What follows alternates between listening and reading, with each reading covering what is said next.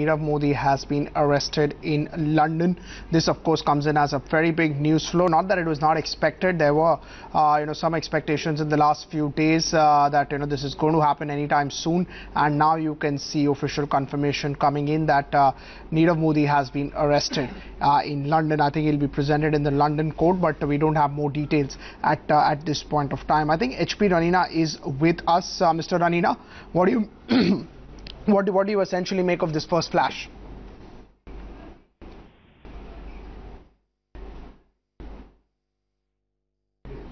Okay, I think that we have some issue with that line. Mr. Kannan is also with us. Mr. Kannan, what's the first reaction to this news flow? Well, what is a reaction to be given for when a financial criminal has been arrested? At least as per the extent knowledge, and whether it is on account of the extradition circular which has been issued by the government, welcome feature for the financial industry. Mr. Kannan, just talk us through the implications of this. We've seen, we've seen a huge push to have whether it's Nirav Modi or Mallya before him, be arrested and face accountability. But again, in this case, it's likely that he will apply to bail, and it's likely to again be a sort of long drawn-out, open-ended process. Do you expect any kind of implications of this arrest? Any accountability from his side? Do you feel that they will be able to question him and get some answers? I think even in the case of Mr. Mallya, there was an arrest and then subsequently he got his bail. I think the due process of law will take place anywhere in the world, and we expect the same thing also to happen here. And I'm sure the very fact that the arrest has happened pretty quickly, and that should be some good action, quick action. The earlier the better for the Indian industry, is all I can say.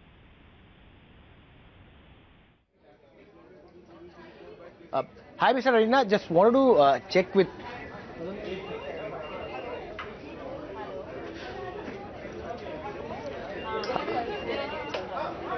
So, Mr. Kannan, what we understand at this point of time is that this might be a provisional arrest, as you said, which happened with Vijay Mallya as well. So, basically, he'll be taken to the Westminster Court, and then the whole process will be followed. But more than that, the fact that, the Westminster Court has come into action, the proceedings have started, and taking a lesson from the Vijay Mallya episode, how hopeful are you that we'll be able, the way we have been able to really get Vijay Mallya at least in the Westminster Court, how hopeful are you that in this case as well, the Enforcement Directorate or CBI has a chance to get Nirav Modi back? In the case of Dr. Mallya, it's quite a different matter. In the case of Mr. Modi, at least from what the newspapers and the bankers have been saying, it's a clear-cut, almost an established fraud, where many of his companies have indulged in hoodwinking the system and taking our money through wrongful means. I think it should be much easier for them to prove this point and get the extradition. We are quite hopeful that this should be a much faster affair than the other one. So as what you said, Mr. Kannan, that is what the Enforcement Directorate also believes, that vis-a-vis Vijay Mallya, they have a better case when it comes to Nirav Modi or Mehul Choksi both. But looking at the past, the way things have been, it took the Enforcement Directorate quite a long time to really get that order. In fact, it was the media hype which came when he was spotted in London roaming around, is when the court and the Indian agencies also really got into action. That seemed to be something which bothers you, given the fact that it took the agencies around more than 6 to 7 months to really get this process started? See, a legal process is not something which happens overnight. It's not a breaking news kind of action which everyone can do. So there is a process of getting it cleared, seeing that all the established facts are all established and put up to the appropriate authority. I would say, as against the other person, this could be a much more case of a open and shut case, where I think his extradition could be almost around the corner. I don't think so there should be much of a delay. Mr. Kannan, just request you to stay on with us. HP Ranina is also now joining us. Mr. Ranina, your first reaction about Nirav Modi being arrested in London and to be presented in the court?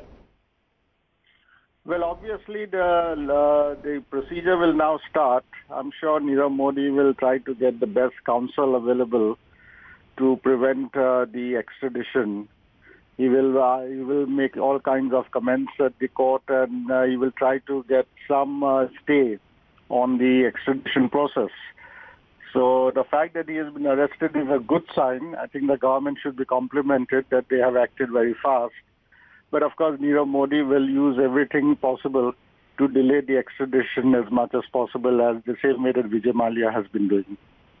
Absolutely. In fact, Mr. Ranina, he doesn't seem to be sort of ruffled by the latest, discovery of his whereabouts or by the questions that have been put his way. And while he's expected to be produced in court today, do you really, what are the options? Do you feel they will be able to press ahead and sort of get that extradition underway, or will he simply apply for bail and be able to kind of extend this process once again? Yeah, he will apply for bail. He will apply for bail, and he will certainly get this process, because extradition is a separate issue at all. First, he has to be proved that he is guilty, and therefore extradition should be, resorted to. So definitely the court will allow him to prove his guilt or his innocence, whichever way, and then they will take a decision whether extradition should be, because even Vijay Mallya actually is on bail. He was first arrested, then he went to court. He was on bail, and now he is still there in England, despite the fact that he has lost the case in the court. He has gone an appeal to the House of Lords. So extradition, I don't think, will happen immediately. Just to understand, the burden of proof here lies on who? I mean, the fact that he is being produced in that court in the UK, they're going to be hearing this at 3:30. Are Indian authorities going to have to be the ones that sort of take the court through and convince them of the need for extradition? I mean, what's the process? Just outline it for us. The first process is to prove that he is guilty of an offence under the Indian laws, and that is the burden of proof will be on the Indian government and the counsel of the Indian government who is going to appear in court. And of course, Nirav Modi's counsel will try to show that he is totally innocent, that he acted within the four corners of the law, that he got the loans, whatever, according to the legal process, and therefore he has committed no offence.